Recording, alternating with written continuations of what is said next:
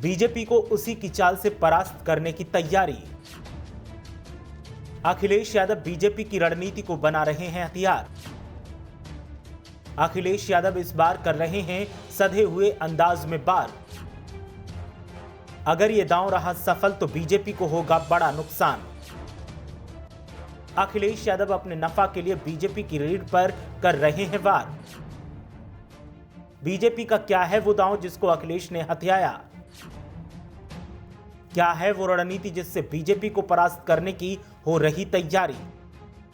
सियासत में शह और मात का खेल अक्सर देखने को मिलता है और देखने को यह भी मिलता है कि कई बार विरोधी की ही चाल विरोधी पर भारी पड़ जाती है और कमजोर दिखने वाला प्रतिद्वंदी की चाल से उसे हराकर रेस से बाहर कर देता है। उत्तर प्रदेश की सियासत में कुछ इसी तरह का हाल बीजेपी और सपा में देखने को मिल रहा है।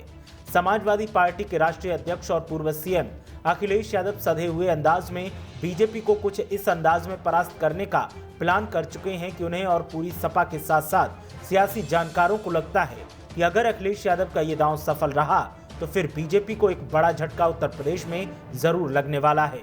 वहीं अखिलेश यादव नेताजी की तरह बीजेपी को उसी के फॉर्मूले से चोट करने का प्लान बनाकर चल रहे हैं और साथ ही साथ बीजेपी की बैकबोन पर चोट कर रहे हैं, जिससे बीजेपी भी तिलमिला रही है, लेकिन उसे ये समझ नहीं आ रहा कि अब क्या किया जाए। दरअसल उत्तर प्रदेश की सत्ता के लिए बीजेपी और सपा के बीच शह-मात का खेल जारी है। 2017 के विधानसभा चुनाव में बीजेपी ने जिस सियासी फॉर्मूले के जरिए सपा को सत्ता से बेदखल किया था, उसी तर्ज पर 2022 के चुनाव में योगी आदित्यनाथ के खिलाफ अखिलेश यादव राजनीतिक चक्रव्यूह रच रहे हैं। बीजेपी ने 5 साल पहले सपा के खिलाफ गैर यादव ओबीसी जातियों को एकजुट किया था, तो अब अखिलेश यादव उसी तरह से योगी के खिलाफ गैर ठाकुर सवर्ण जातियों को एक कर सूबे की सत्ता में वापसी का मिशन बना रहे हैं। बता दें कि 2017 में उत्तर प्रदेश में बीजेपी की जीत के बाद योगी आदित्यनाथ मुख्यमंत्री बने थे। सूबे में करीब 15 साल के बाद योगी आदित्यनाथ के रूप में सवर्ण समाज की ठाकुर जाति से सीएम मिले। सीएम योगी की ताजपोशी के साथ ये समझा जाने लगा था कि उत्तर प्रदेश में ठाकुर जाति प्रभावशील हो गई है, क्योंकि योगी खुद भी उसी जाति से आते हैं। विपक्षी दलों ने सीएम योगी को ठाकुर परस्त और ब्राह्मण विरोधी करार देना शुरू कर दिया और 2022 के चुनाव में अब बीजेपी के लिए ये सिरदर्द बनता दिखाई दे रहा है। 2022 के यूपी विधानसभा चुनाव में सपा से लेकर बीएसपी तक योगी आदित्यनाथ को ठाकुर परस्त सीएम बताकर ब्राह्मण समाज को साधने में जुटे हैं। सपा और बीएसपी दोनों की कोशिश यूपी चुनाव को ठाकुर बनाम ब्राह्मण के इर्द गिर्द रखने की है। यही वजह है कि सपा चुनाव को अखिलेश बनाम योगी आदित्यनाथ करना चाहती है, जबकि बीजेपी की कोशिश है कि योगी बनाम अखिलेश के बजाय मोदी बनाम अखिलेश पर चुनाव लड़ा जाए। उत्तर प्रदेश के वरिष्ठ पत्रकारों की माने तो यूपी में जब अखिलेश यादव की सरकार थी तो प्रदेश में यादव समाज के रवैये और सपा की जातिवाद से लोग दुखी थे, और अब यूपी में योगी आदित्यनाथ की सरकार है तो ठाकुर के कामकाज से लोग नाराज और दुखी हैं। यही वजह है कि अखिलेश ने इस चुनाव में अपनी रणनीति बदली है और ठाकुरों के बजाय ब्राह्मण वोटों पर ज्यादा फोकस कर रहे हैं, क्योंकि यूपी में ब्राह्मणों का वोट ठाकुर से कहीं ज्यादा है। इसीलिए अखिलेश उन्हें साधने के लिए तमाम जतन कर रहे हैं और योगी सरकार को ठाकुर परस्त बताने में जुटे हैं। वरिष्ठ पत्रकारों की माने तो सपा उसी रणनीति पर काम कर रही है जैसे पिछले चुनाव में बीजेपी ने अखिलेश यादव को यादव परस्त बताकर उनके खिलाफ गैर यादव ओबीसी जातियों को जोड़ा था, और इस बार अखिलेश गैर ठाकुर सवर्ण जातियों को जोड़ने पर काम कर रहे हैं। ऐसे में बीजेपी की राजनीति है कि ये चुनाव किसी भी तरह से मोदी बनाम अखिलेश यादव किया जाए, ताकि सपा के ठाकुर बनाम ब्राह्मण के इर्द गिर्द चुनाव रखने की रणनीति को फेल किया जा सके। ब्राह्मण और ठाकुर दोनों ही बीजेपी का हार्डकोर वोटर माना जाता है, लेकिन 5 साल में कई कारणों से ब्राह्मणों की नाराजगी बढ़ गई है, जिन्हें कैश कराने के लिए तमाम पार्टियां कवायद कर रही हैं। ऐसे में ब्राह्मण समाज के सामने भी चुनौती है कि खुद को कैसे किंगमेकर साबित करने वाली छवि को बनाए रखें। ब्राह्मण समुदाय आखिर समय तक इंतजार करेगा, लेकिन अगर ऐसे ही यूपी का चुनाव ब्राह्मण बनाम ठाकुर के इर्द गिर्द सिमटा रहा तो बीजेपी को नुकसान होगा और सपा को फायदा हो सकता है। बता दें कि यूपी में पिछड़े वर्गों और दलित समाज की राजनीति करने वाली सपा और बीएसपी से ठाकुर और ब्राह्मण जीत कर आते रहे हैं। उदाहरण के लिए ये देखा गया है कि जब सपा यूपी में चुनाव जीतती है तो यादव मुस्लिम के बाद ठाकुर राज्य की विधानसभा में सबसे बड़े समूह के रूप में उभर कर आते हैं। वहीं बीएसपी की जीत में दलित ओबीसी के बाद ब्राह्मणों का प्रतिनिधित्व अच्छा खासा रहा है।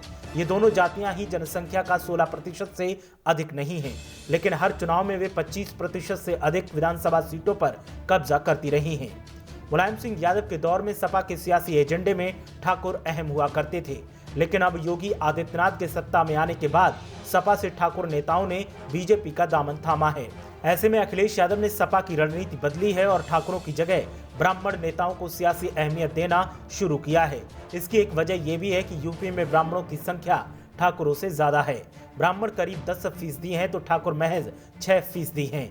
इसीलिए अखिलेश ने अपना पूरा फोकस इस चुनाव में ब्राह्मणों पर केंद्रित कर रखा है। पत्रकारों की माने तो अखिलेश यादव ये चुनाव पूरी तरह से बीजेपी के ही फॉर्मूले पर लड़ रहे हैं। वो चाहे फिर बीजेपी की तर्ज पर जातीय आधार वाले छोटे दलों के साथ गठबंधन करने की रणनीति हो या फिर गैर ठाकुर सवर्ण जातियों को साधने का प्लान हो, सपा के एजेंडे में इस बार ठाकुर की जगह ब्राह्मण वोटरों ने ले ली है और साथ ही वैश्य और जैन समुदाय को जोड़ने का प्लान है।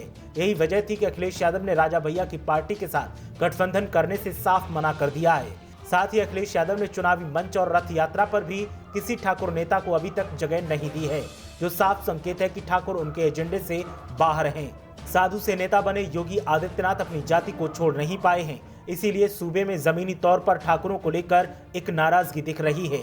अखिलेश यादव इस सियासी नब्ज को पूरी तरीके से समझ गए हैं कि ठाकुर वोटर किसी भी कीमत पर योगी को छोड़कर नहीं जाएंगे।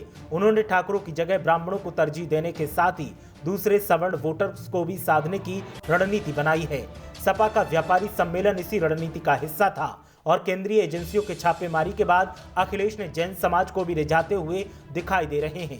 वहीं भगवान परशुराम की मूर्ति लगाने से पूर्वांचल के कई ब्राह्मण नेताओं को अपने साथ लेकर अखिलेश यूपी चुनाव को ठाकुर बनाम ब्राह्मण बनाने में जुटे हैं। इसीलिए इस चुनाव को सपा योगी बनाम अखिलेश बनाने में जुटी है। बीजेपी की कोशिश जरूर है कि हिंदुत्व के इर्द गिर्द चुनाव रखा जाए, लेकिन जातीय को चुनाव से नकारा नहीं जा सकता। योगी सरकार में ठाकुर समाज का प्रभुत्व शासन और प्रशासन में बढ़ा है। यूपी में ठाकुर समाज से डीएम और एसपी की नियुक्ति को लेकर देख सकते हैं, जिससे साफ हो जाएगा कि ब्राह्मण, ओबीसी और दलितों की तुलना में ठाकुरों का कितना ज्यादा प्रतिनिधित्व है। आजादी के 7 दशकों के बाद सूबे में ठाकुरों का प्रभुत्व योगीराज में बढ़ा है, जिससे सपा अपना सियासी हथियार बना रही है और बीजेपी के लिए यही चिंता का सबब बन गया है। देखना यह है कि सपा का दांव कितना सफल होता है और कैसे बीजेपी योगी की बजाय मोदी बनाम अखिलेश इस चुनाव को बनाने की रणनीति सफल होती है। फिलहाल दोनों ही दलों की तरफ से अपनी अपनी रणनीति को सफल बनाने की कोशिश की जा रही है। देखना यह है कि रणनीति किसकी सफल होगी। ब्यूरो रिपोर्ट, मीडिया हलचल।